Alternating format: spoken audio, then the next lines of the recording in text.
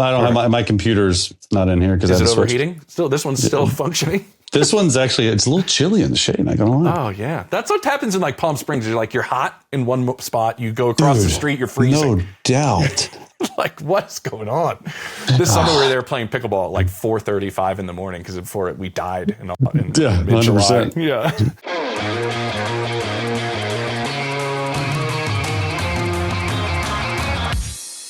Oh, welcome into a Scoop City Monday. James Palmer here with you. Don't forget to like and subscribe because we had an avalanche of competitive football. I don't know if that's a term, but I'm coining it. I bring in Chase Daniel with me right now as we're going to break down everything that went on in Week 12. Are the Chiefs now a real threat in the postseason? We'll see. Are the Rams clearly, do we have for the first time this NFL season, the best team in the NFL? And Shedeur Sanders, not sure if anybody told you about this or not, he made his first NFL start. Yes. And Chase, here we are. People always compare the mountains or the beach. Which do you prefer? Do you like to go to the mountains? Do you like to go to the sunshine? Look we got both right now. I'm up in the mountains. You got the beautiful palm trees. What's your take if you're picking one, by the way? Because I know you like both. I do like both. And honestly, I got both right now because it's greenery and palm trees. But if you see back there, that's real. That's a mountain too. It's Palm Springs, baby. Like we're in the desert in Palm Springs. It's great. It's going well. But if I had to pick, it's probably the beach. Okay. That's understandable. You spend But I love the mountains. I love the mountains in the summer. That's what I love the mountains in. Sneaky thing. I live here in Colorado. You know what the saying always was? People move here because of the ski season. They stay because of the summers. And that might be exactly right. And now, listen, let's get right into it, Chase. We're going to talk about a team that you're very familiar with, and you have never given up on those Kansas City Chiefs. But this was probably the biggest game of the weekend. Yes, we had some great ones, and we'll get to all of them. But in terms of what was on the line for the Kansas City Chiefs, the teams that knows nothing other than at least the AFC Championship game with Patrick Mahomes really on the brink. We had the percentages on the Athletic was it like the Junkometer or the playoff-o-meter, whatever you want to call it. Yeah. 56% chance of making the playoffs before this game. If they lost, that would go down to 36% to make the postseason. Yeah. They win, it jumps up to 67%. They have a big comeback. What jumped out at you, because I know you watched all this, we were texting during the game, what jumped out at you about Patrick Mahomes in this group, specifically, I guess, in the second half? Yeah, I mean, first half was not good. I mean, it didn't look good. Mahomes' second series got picked off and deep in his own end zone. And if you watch this game from start to finish, like it is the tale of two halves for the Chiefs, but also like the Chiefs completely dominated this game in every type of way other than score. They were 1 for 6 in the red zone. That's the biggest thing I noticed. But 33 first downs for the Chiefs to only 10 for the Colts. And the Colts couldn't do anything in the second half. So I don't know if that's more so the Colts being like, struggling, or if you got to give credit to Spags' defense. Like Spags' defense, they really clamped it up, and they got a lot. The offense for the Chiefs had a lot of possessions in the second half, and they were able to just grind it out.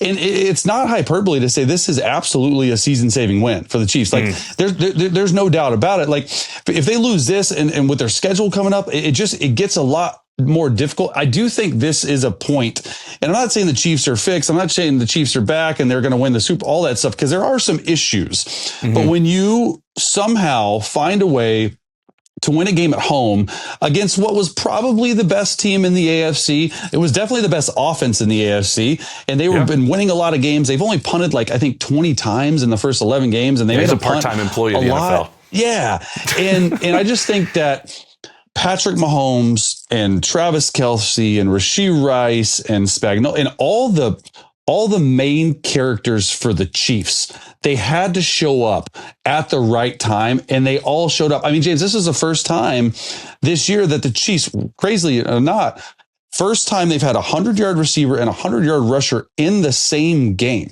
Like, they started off the season really good offensively, and they sort of hit a lull. But if Patrick Mahomes can settle in, if he can continue doing what he's doing, man, you have to you can never count the Chiefs out, ever. Perfect. I'm going to get to the run game in a second. You mentioned Patrick Mahomes. I thought it was extremely telling, Chase, post-game, where Patrick kind of illuminated a little bit on how he's been playing. He said, late in the fourth quarter and overtime, I felt like I did a really good job of going through my reads, making sure I stayed in the pocket and took my time and distributed the ball effectively. I thought there was one quote that really stood out, where he said, I have to be that guy in order for us to win. And I thought I did a better job of it in this game. He's scrambling more than any other quarterback in football this year. What did you see that could maybe illuminate a little bit into what's going on with this offense that we can take from the back end of this game that they can already use on Thursday from maybe a little bit difference that Patrick saw in the way he played? Yeah, look, I agree. And look, for Romo calling like 18 Chiefs games this year, the one thing I thought he did really well was he actually hit on that early. He's like, hey, Mahomes in the pocket. Skittish is not the right word because Patrick Mahomes and Skittish, they just don't go together. He just looked uncomfortable for whatever reason. Maybe it's just a little thing he's going through, but he was really sped up in his drops. He was really sped up in how he went through progressions. And that's how Romo said it. It's like, hey, this offense, right? I played in it a long time. It is like a pure progression offense, which means, hey, you go to your number one read. If he's not open, you go to number two, you go to number three. I saw in really the first half and really the last 2.5 games, I would say, he's getting back there. He's not trusting the offensive line at all. Trey Smith obviously out with a high ankle or whatever that is that he's dealing with. But he's hitting his back foot in his drop, and he's already at number 3 in progression because he's so smart. He's so used to being able to do that rather than like there's certain types of plays in that offense. And people think, oh, hey, there's a 5-step drop, right? And there's multiple different, but let's just take a 5-step drop. There are at least 5 different 5-step drops. And you're like, wait, what? What? No, it really is. Yeah. And there really is. So like, there could be the quickest 5-step drop you ever did to throw an out route to the field. There could be the slowest 5-step drop that you ever did to let a deeper developing 3rd and 15, 3rd and 17 play develop. There's all sorts of stuff. I just felt like for at least these 2.5 games, he wasn't marrying his feet with the concepts. And then finally, in the second half, he sort of calmed down, settled down, and was able to go through progressions. And he was able to exploit man coverage, which the Colts did play a lot against. Mm-hmm. Can we see this? Can we see you break this down a little bit? We got 2 plays. I think the play that really stands out to me the most is the first play in overtime that we're going to show. And you're going to see Xavier Worthy up there at the top of your screen. They're in a 4-by-1 formation, and Xavier Worthy is just going to go and take a left turn and is able to run away from man. I think that a lot of people are like, hey, what are you doing? Play a man-to-man versus Patrick Mahomes. Well, I'm okay with it as long as you don't blitz 6. Yeah. James, they're blitzing 6 right here. And they needed to find ways to get pressure. And you can't do that against Mahomes, though. I'm telling you, you have a 3-man front. I mean, this is, you could make a case like this is a season-defining play for them because it's 3rd and 7 in OT. The Colts are going to have good field position. He's able to step up in the pocket and throw. And then this one to Rashee Rice, 21-yard completion. It's 2nd and 10. Rashee's in the slot down here in a 3-by-1 formation. And they're not playing man. They're trying to play this match zone. And the Chiefs do such a great job of perfectly calling this play where you're just going to run the number 3 receiver straight through. And you're going to bring Rashee Rice on a little in route right behind him. You see 20 carried out by him. And then Mahomes is just able to fire it into him. And this is able to give Harrison Butker the chance to win the game.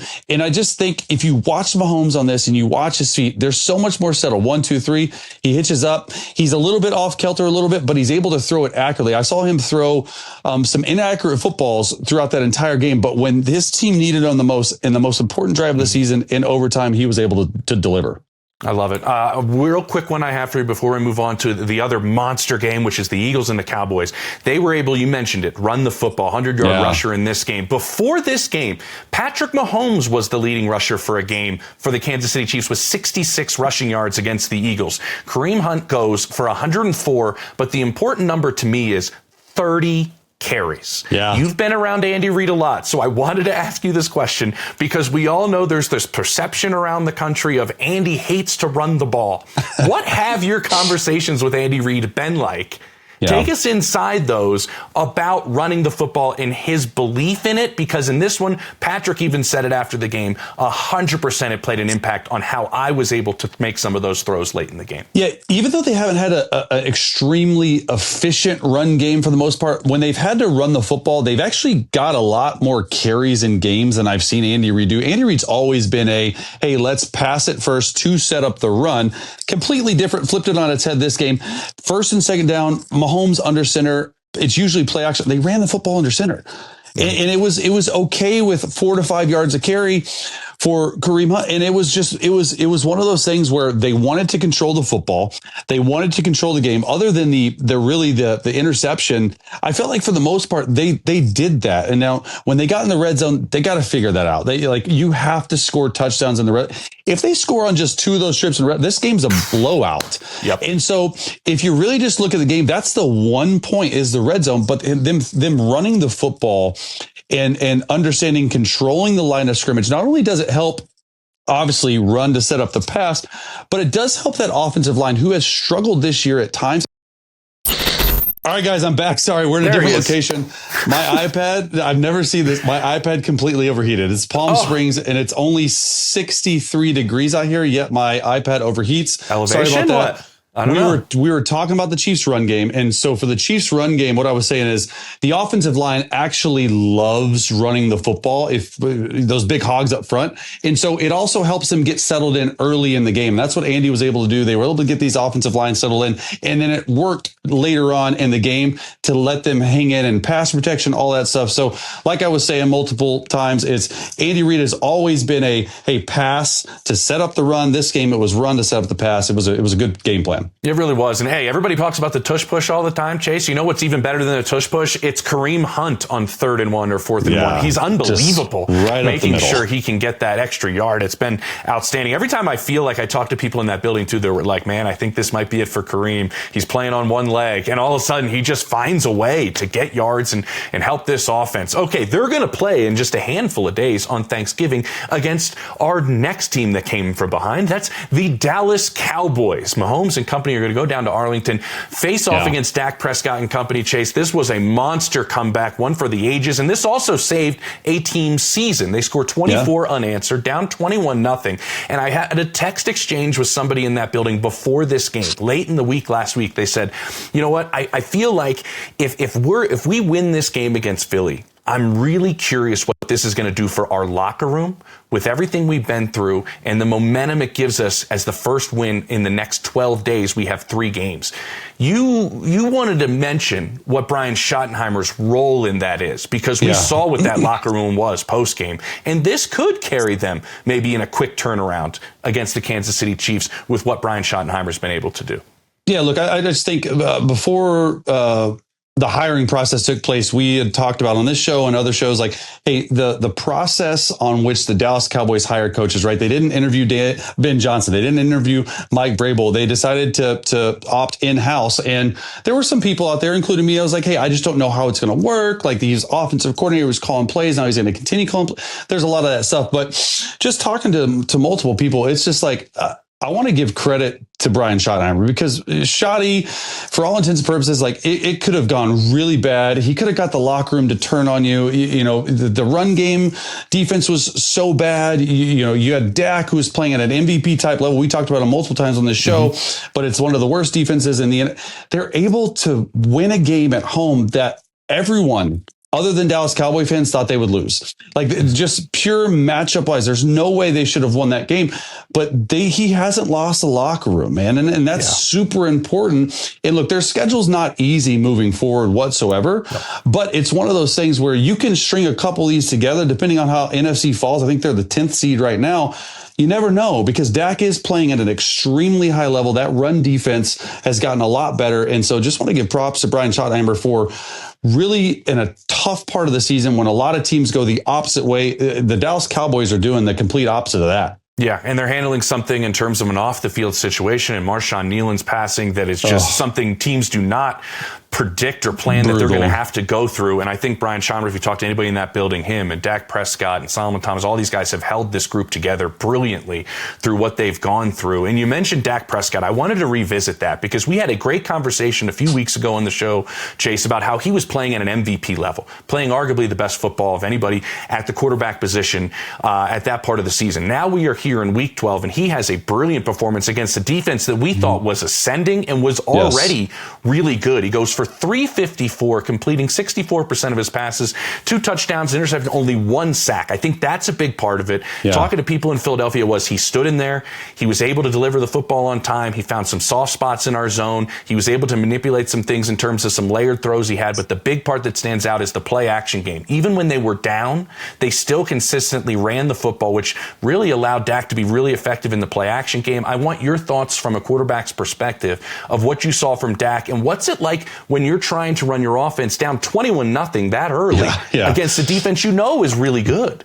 Well, I think that's the biggest thing, too, is when you're down 21-0 early, it feels like insurmountable, like especially when you're going against that defense. And they just kept knocking away. And people can say, and I've been in these locker rooms, I've been on these sidelines where you're down 21-0 and it's just pass. And I'm like, dude, there's so much time left in the game. You can't get all 21 points back in one play. And so I just think that's sort of what Brian Schottenheimer did, is like, hey, forget about the score. And that's very difficult to do. Let's just run our plan, because think about it, James, when you're down 21-0 in the first quarter, second, or however much time is left in the game, there's a lot of time left. You spend 7 full days game planning for a Philadelphia Eagles defense, and you have some plays that you know are going to work, but they're not all pass plays and they're not all run plays. There's some play action shot plays. There's some stuff where Dak is out in the pocket. So you really want to be able to trust that game plan that you spent so much time as coaches doing.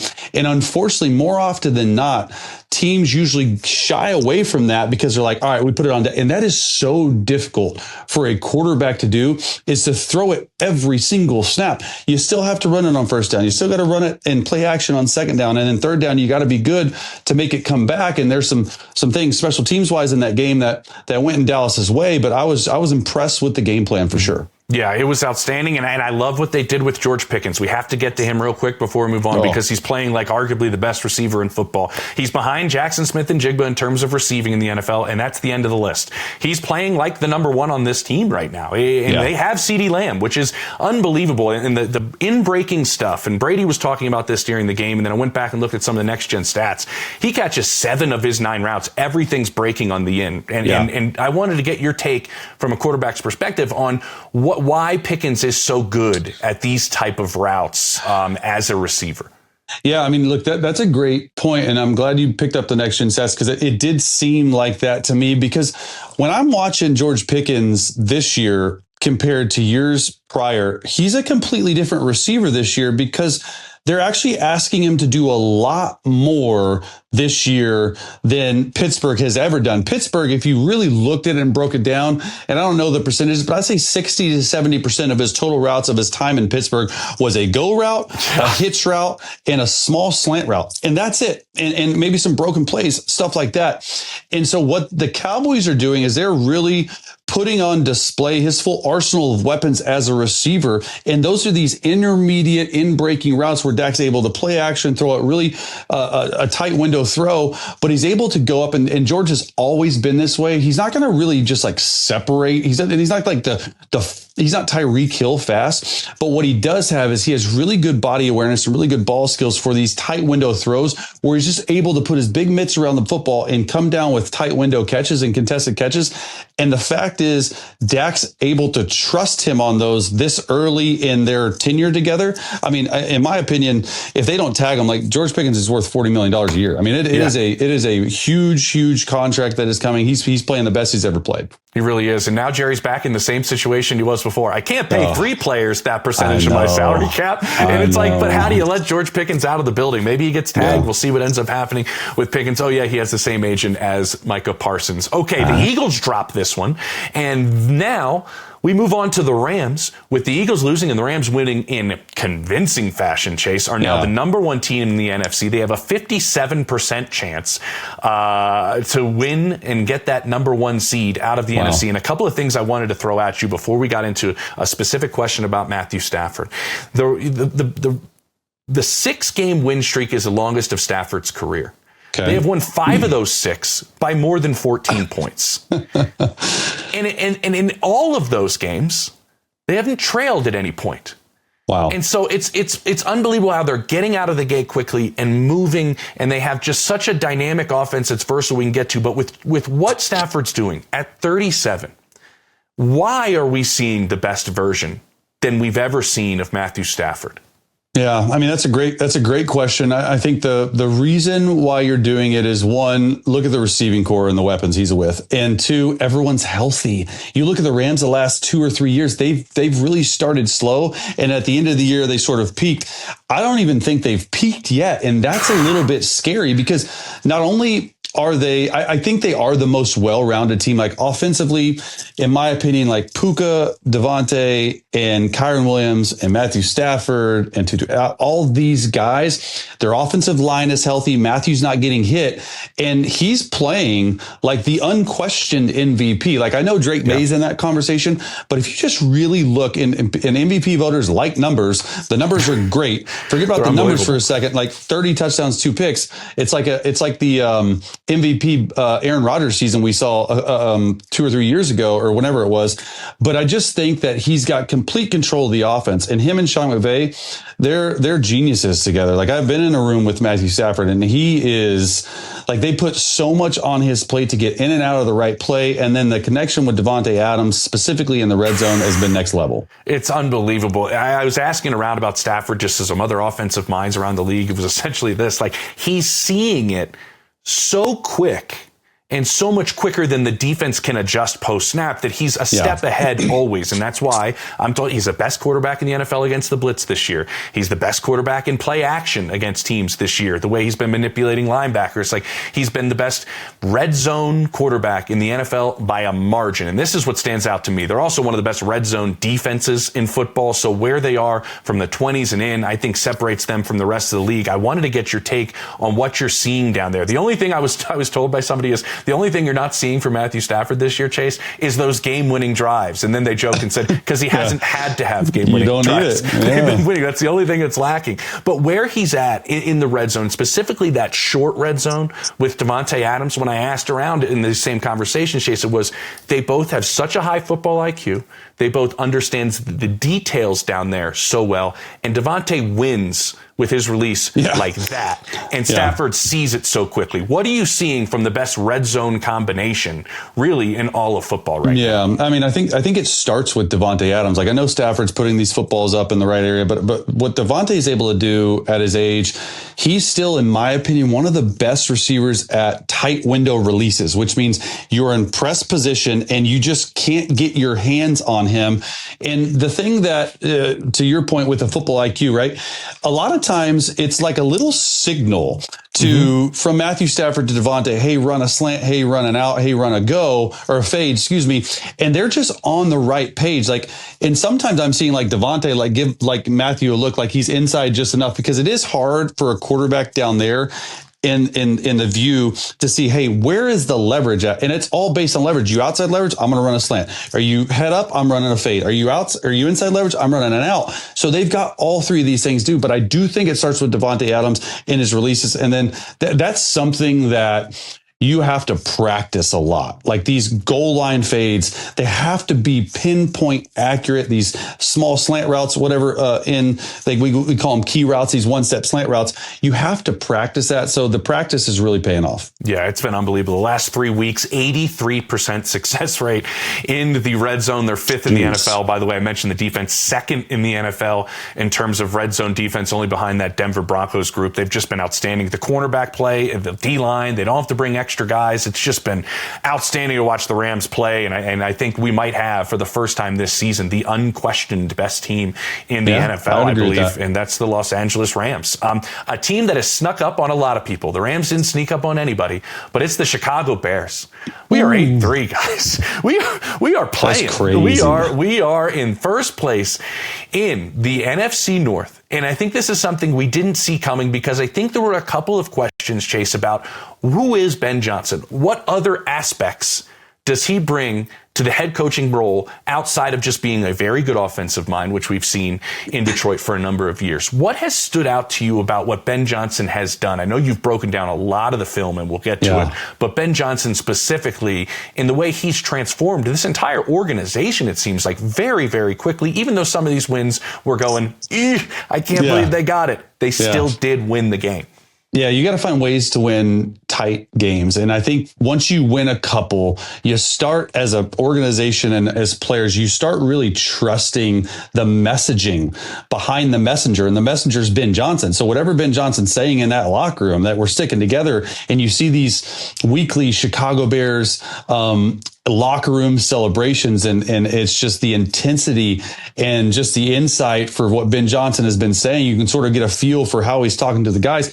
These guys are buying in, and the power of buy-in is huge. Not every single head coach in America can get these old men, right? They're not like young guys. They're grown men to buy into a message. And when you start winning, it's a lot easier. And specifically just how he is and how he has changed the Chicago Bears attack offensively. Because in the history of the Chicago Bears, like, you're not really supposed to be known for offense. Like, I think they're top 5 in the league in a lot of different categories. And that's in a respectful way, with a quarterback that's middle pack right now, like not playing super great. He's making a lot of plays when he needs to. He missed a lot of throws last game, but he's able through the run game. And you're starting to see, and we saw this last, it's a full on Detroit Lions run game. And you see how good they are, and just how he's getting to different play action passes from different like formations and motion. Like I'm seeing some stuff. I'm watching this Caleb Williams film. I'm like, man, I've never seen that. That's really cool. Where they have 2 tight ends almost at the same time in motion, and they're just bending rule. Like, it's really cool to see the offensive innovation on that side of the ball. But also, honestly, like, when you get that many turnovers and takeaways that the defense is, it makes the job on offense a lot easier. It certainly does. What's the week like when you're watching this film? So you know what Ben Johnson's looking at, and you know what these quarterback meeting rooms are like. When you have a guy as talented as Caleb and he makes 5 to 7 wow plays a game, and then you're seeing this, and it seems like, when I ask around, a steady progress in terms of how he plays in the pocket. It's nowhere near where probably Ben Johnson wants it to be or Caleb Williams wants it to be. But if you look at this last game, 17 of 30 for 232 and 3 touchdowns inside the pocket. Yeah. That's progress from what he was at. But what is this conversation like? What does Ben show him, and how does this probably go back in your mind as you've been in these meetings? Well, I think early in the year, I think you're watching a lot of Detroit Lions film, and I think you're watching a lot of Jared Goff under center film on how he protects the football. Caleb has done that exceptional this year. He just doesn't throw a lot of interception. He's Houdini at getting sacked. So, but I think offensively, what Ben Johnson is saying, hey, no negative plays, no sacks, no turnovers. If that's the case, a punt is not a bad deal. And for the most part, Caleb Williams has really bought into that, because he hasn't turned the football over. He hasn't gotten a lot of sacks, a lot of the last really 6 or 7 games. And when you're that, and you're not playing behind the sticks offensively, then you can really just do what you want to do, and you can continue with the game plan. When you get into 2nd and 20 and 3rd and long, that's when you start changing the game plan, and you don't have to stay on track.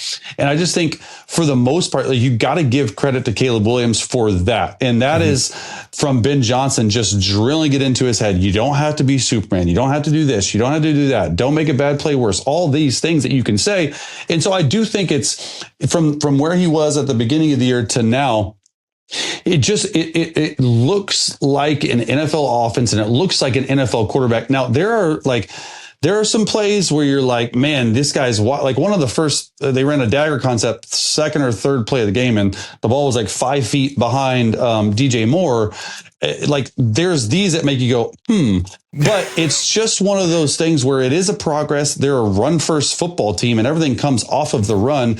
And Caleb, I think, has gotten a lot better with under the pocket and within the pocket under center.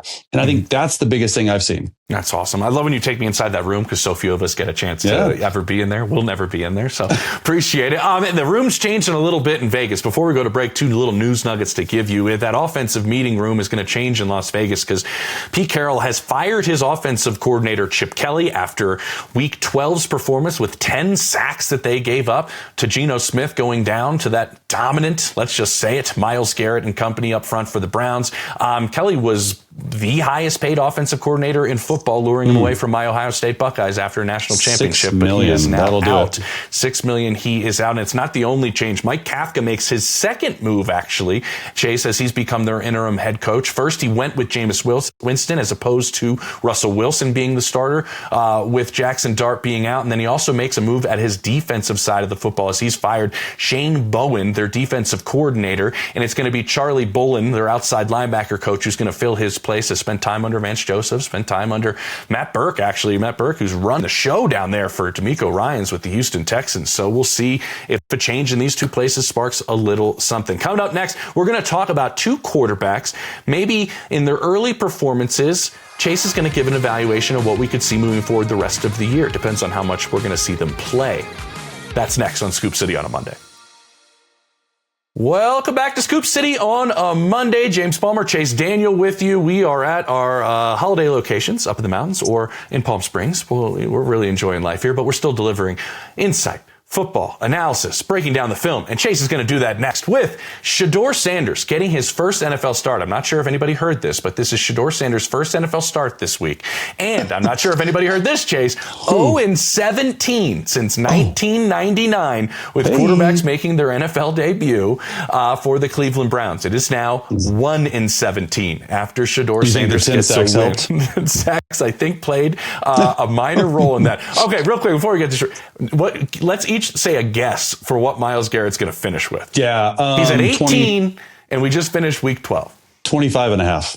25 and a half. That's a lot. That's a lot. It's crazy. It's a lot, but it's completely reasonable. That's crazy. The thing. It's crazy what he's doing. I think you're seeing one of the best seasons really of all time happening, and it's hard because no one watches the Browns really on defense. They're like, oh, now Shedeur's playing. No one really watches, but what he's doing is unbelievable. And this is not a team that is winning in the second half consistently and teams are throwing the ball like crazy. He is just going out there and winning consistently. Double teams, triple teams, doesn't matter. How about this?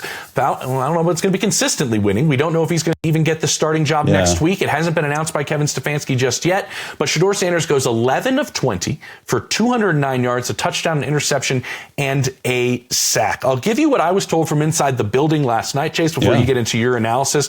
I was told essentially a solid day. They were predicting him to play decent. They didn't think he would play terrible. They've seen him grow since he first got into the building, which is what they've wanted to see. It was reiterated to me over and over again. We've liked the development. We've seen him development. The way he played in this game was far different than we saw him perform on the field during training camp, which is exactly what we're looking for. I know that's not exactly what fans and certain media people are looking for. I know everybody has a different perspective because of who Shedeur Sanders is. Not sure if that's fair to the coaching staff. Not sure if that's fair to Shedeur, honestly, in the way that this is scrutinized. But I do think inside the building, they thought it was a solid day for his NFL debut. But they also, and it was pointed out to me, we set him up to succeed the best we could. And I think that plays a part into what you saw when you watched the film. Yeah, look, I watched every snap twice because I just wanted to get through. And sometimes you watch it the first time, you have a different thing than the second time. But my first watch was the same as my second watch, and the grade is incomplete. I would say solid's fine to me, and I think that's probably pretty fair.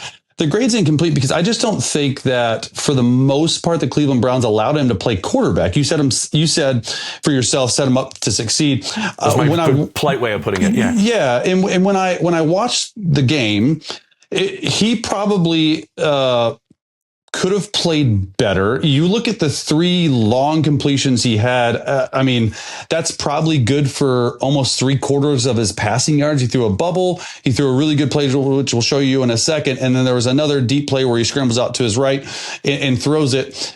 My thing is, like, it is so hard to play the position of quarterback when the game plan is run on first down, run on second down, 3rd and 8+. And so many different times, that's what happened. And you really have to take, James, the second half out of the evaluation because they didn't throw the football. Like they really saw the way their defense was performing. And that's fine. That's totally fine. Like you're winning and you're up 17-3 and you're winning 20, you're up 20, you're going to run the ball. You're going to run the ball. I get that.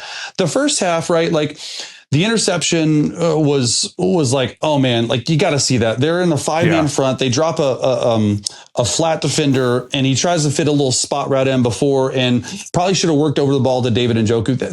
That's fixable. Like that's correctable. Any rookie cannot see a guy dropping on a short, quick game stuff, right? All that stuff. I just think when you really look at his overall performance, it was ho-hum, it was solid, but it was incomplete. Like I want to see them allow Shedeur to play quarterback. And we're going to show this play on third down for Isaiah Bond. And Isaiah Bond's at the top, but most importantly, it's cover 0. There's 8 guys rushing. They're blitzing on the quarterback, and he's able to step up and run out to the side of the pocket and throw this dime, which I wish he would have scored. Keep your freaking feet, rookie. But here's a couple things on this play that really stood out. One, there's no plan offensively for pressure, because this play on 3rd and 9 was the same thing they did on 2nd and 9, and they did the exact same pressure and the exact same 2 defensive guys to the right, number 9 and Max Crosby. They're almost unblocked. You can't let a D tackle through the B gap. Yeah. And you're an empty, and what maybe Shedeur, I don't know if he has a chance to. If I see this, I'm checking my tight end and my running back in to block. And so the protection plan overall just wasn't great, but there's 2 or 3 plays like this, James, on the tape that's like, all right, when stuff breaks down, he's actually really good at extending the play and keeping his eyes down the field. Mm-hmm. What I want to see more of, and he missed some deeper developing dagger routes. I think he missed 2 throws in the middle of the field just because his feet are a little off. And when you have Max Crosby on that and it's your first start, like, first of all, just keep that in context, America. Mm-hmm. It's his first start. Yeah. I remember my first start, and I'm like, dude, just relax. And I think that's probably why the game plan is. I absolutely think, my last thought on this, that he deserves a chance for another start, because the Cleveland Browns, they're in evaluation phase. They have 2 first-round picks next year. They're going to be in the quarterback market. Can Shedeur or Dillon be the guy moving forward? It's impossible to tell right now, but I do think he deserves another start. Yeah, I think you had a handful of starts from Dillon Gabriel that you had a chance to collect data from. That's what they're doing in this process. This is just one part, one data point, if you will, of them putting this equation, this puzzle all together and trying to figure out if they have a quarterback. You have 2 of them right now. You're trying to find out if one of them can possibly be your quarterback. I think you're right, and I think that might be the direction they head in, is giving him another opportunity, and maybe they can expand on that a little bit. We'll obviously get Chase's take if they start to make some changes in terms of how they're having him play the quarterback position. And also putting Quincy Judkins back there in the Wildcat, and a lot of those run formations, change the math a little bit, and the goal-to-go stuff, and go out there and find some ways to succeed offensively. What hasn't been successful offensively is the Minnesota Vikings, Chase. It has not gone well with J.J. McCarthy of late. It has been a rough watch for a team that has, what do you think, one of the top 3 wide receiver duos in all of football? Yes. I can think of, Rams, Dallas, Philly. They're top 5 for sure. Cincinnati, top 5 for sure, in Jordan Addison and Justin Jefferson. But we see J.J. McCarthy go out there, and I'd love to see, I know you've watched the film, your take on the way that he has played. It goes 12 of 19 for 87 yards. 0 touchdowns, 2 interceptions, 5 sacks, a 34 quarterback rating. They had 4 yards in the second half. I did not know that. That's difficult to do. That's hard. That's hard to do. What is not working when you look at it from just a film standpoint with J.J. McCarthy? Everything. Okay. I mean, next question, Chase. The next question, James, what's that? Give that crazy stat. Do you have that crazy stat that I don't even know what this means, but it just is really the EPA? I think it was EPA per dropback. 77. I think it was. I got it right here. So yeah, here we go. EPA per dropback. He ranks 870th out of 813 quarterbacks with 150 passes since 2005. So that's EPA per dropback. And I don't even know I don't know how they do that, but it's just not good. Like, are you adding points per, I don't know, all that. That's just sort of the stat wise of it, and just let you put into context just how difficult it's been for JJ to get going. And I think what we're looking at, James, is a quarterback for whatever reason, that is just not playing up to maybe his ability. I think it's a confidence thing. I think it's a mechanics thing. I think it's a little bit of everything. And it's so hard to put your finger on one thing. But what I do know is that this was pretty much the same roster offensively, other than they added $60-70 million in help on their offensive line. And D-line, yeah, the trenches. And they D-line, built the trenches. They built them up. And I don't know what the record is, but it's not good. And they were able to play like they were with Sam Darnold last year. And they didn't offer Sam Darnold. They offered Daniel Jones. And look what Daniel Jones is doing. They didn't offer Aaron Rodgers. J.J. McCarthy was their guy and their pick. And the question is for me, how much longer is this going to go on? How much longer is the leash? Because Kevin O'Connell, love him, friend of the show. How much time is he going to spend trying to get this guy ready? Or do they cut the it's probably a little too early to cut the string, right? Because you drafted him, you put a lot of stuff in him. He's going to be the starter probably the rest of the year. But the rest of the year, like they're probably out of the playoffs. You're playing for another chance. And I think there's just the game is moving too fast for him right now. Okay. We knew, and you mentioned friend of the show, and Diana spent time with him during training camp, and we talked to people around the league. They knew it was going to be an up and down 2025 with J.J. McCarthy. He lost his rookie season. Not just that he didn't play because Sam Darnold was there. He didn't take any snaps. He didn't go on the field. He was in the meeting rooms. That's fine. But they knew he needed reps. And then he has the ankle injury this year. And then that takes him off the field. And he loses these reps. What I'm most interested in is, we have seen time and time again from KOC the ability to limit those maybe monster moments, those throws where you got to make a throw, kind of limit that and maybe have those opportunities where you say to your quarterback, okay, here is where I need you to make a play, and try to set them up to succeed. He's one of the best in football at it. If he's doing that for J.J. McCarthy, does that make this even more difficult of an evaluation because you have somebody who's running it that has a track record for setting their quarterbacks up to succeed? Does that make your evaluation, when you just said, like, when do you start thinking about 2026 and possibly a different quarterback because of the track record of the head coach? Yeah, absolutely. I mean, it is. And Kevin, KOC wants us to work no matter what, because he's the one who picked them, and they're all this stuff, right? There's all that other stuff outside of the film. But when you turn on the film, James, there's stuff open. There's stuff open, and he just has been inaccurate. And I don't know the completion percentage yesterday, but I think almost every single game he hasn't completed more than like 56% of his passes other than one.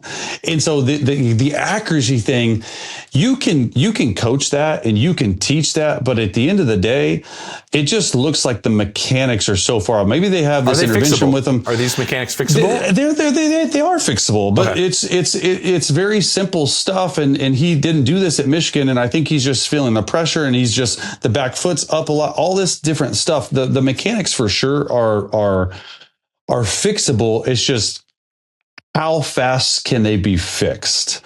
And you can only really evaluate that when the bullets are flying and the game's live, and it just hasn't gone well right now. Yeah, I'm curious too if these are fixable in season. Are these big projects that need to be fixed in terms of mechanics in your off season, right? Yeah, it's the off season. And so that makes it even more complicated. Okay, we're going to take one more break before we go. We're going to give a shout out. Each of us going to give a shout out for Week 12, a performance that we absolutely loved, and it needs to be talked about. And I have a underlying reason why I made my pick. Coming up next on Scoop City. Welcome back to Scoop City on a Monday. James Palmer, Chase Daniel with you. We closed things out with a Week 12 shout out. We covered a lot of matchups, a lot of monster games, but how about some individual performances, Chase, that really stood out to us? Who would be your pick from Week 12 that you just want to give a shout out to? Maybe you loved watching play. That player is Jameis Winston eating a W. Oh, it's not a W. They're not eating a W. But I mean, like, for Jameis to do what he's done really the past 2 weeks and take two of the best NFC North teams in Green Bay and Detroit, Detroit still whatever, but to take them and play really well like that. I mean, Jameis was throwing the football around the building, and dude, it's first of all, like, not only the on the field play, right, and including the crazy, like, high step end zone catch that he had. The receiver, Jameis was. I'm like, there's no way Jameis is able to like step out of this, and then he scores and he does that. But just everything that goes with him, right? Like the pregame talk and he's just like, some people might not like. I love it. Like Jameis, I know him personally. Like he's just such a good dude, and so for him to have the success, I mean, because he's been successful playing this year for being, the third quarterback, and just how bad does it look for the Giants to start Russell ahead of even Jameis before Jackson Dart? And he's just made the most of his chances. And I do think next year he needs to get a chance at a team to play, because he showed he can play. He showed he can play, but it's got to be Jameis. It's got to be Jameis. Okay, I like it. Before I have mine, I just thought of this. Give me red hot Jameis. Where would he be in the hierarchy of quarterbacks when Jameis is on? Where do you put him in with these quarterbacks? 30 touchdown, not 30 interception, Jameis. Yes. Remember last year he went to Denver and threw for like 500 yards against that great defense. Yes. Remember that? Red hot Jameis, if you can just take red hot Jameis, he's like top 10, top 8. Yeah, just bottle that up. It was like Ryan Fitzpatrick when he was playing the Honey Badger. Like when he was rolling in some of these tight window throws and stuff, it's like that. It's impressive. It's unbelievable. But then, throws a lot of interceptions. Yeah, those happen. Well, he blamed it on he didn't have LASIK. He couldn't see. He thought Bruce Arians was black, apparently, he told him. Which was it's just Jameis just never stops. He's the best. I'm going to go with Jahmyr Gibbs. I think this is a player that is playing, Chase, at a speed that no other player is playing at in the NFL. I mean, it looks like it's on fast forward. Like I asked a DC that went against him this year, I was like, what do you do? He's like, you try to be as aggressive as possible because his acceleration is like that. And then he's gone. So you got to try to find a way you can corner him, but he finds the smallest crease and he'll make something of it. He goes for 264 total yards from scrimmage in this game, just running away from people like you see a high school running back do at the NFL level. And this was the part that jumped out at me the most. He now, for his career, after this performance, is averaging 5.6 yards a carry for his career. Dang. That's the most yards per carry of any running back with 500 carries or more since 1950. You know who he passed? Bo Jackson. Whoa. Are you serious? Yeah. Oh my gosh. So he's at 5.6 a carry for his career. He has been unbelievable. And the reason I brought it up is I'm fascinated to see what happens this offseason. He is up for a new contract. Yeah. It's kind of like the second coming of Christian McCaffrey when we first saw him as the receiver in the back and just the offensive weapon. How does this contract negotiation go down with Jahmyr Gibbs? Because he is awesome. That's unbelievable. Good pick. Yeah, good pick. He is unbelievable. Great. We had a great week, Chase. Week 12 has been outstanding. What are you gonna do here in Palm Springs now? I think I'm going to. There's a living desert zoo. That's amazing. We might go on the train. We might go to a water park. We might play some golf. I got a pickleball lesson with my kids in 30 minutes over here. So yeah, it's going to be a good week to just relax. I love it. Well, relax because we got plenty of football on the back end of this week, and we're going to break it all down next week. James Palmer, Chase Daniel, Scoop City. Enjoy all your Thanksgiving festivities. I'll be back with Scoop City tomorrow. But, Chase, you'll be back with me tomorrow, won't you? Let's go. We're doing it again tomorrow. Let's run it back. Let's run it back. Everybody get out of here. We're running it back tomorrow. Thanks for watching Scoop City. Don't forget to like, subscribe, and feel free to leave a comment. New episodes of Scoop City drop every Monday, Wednesday, and Thursday.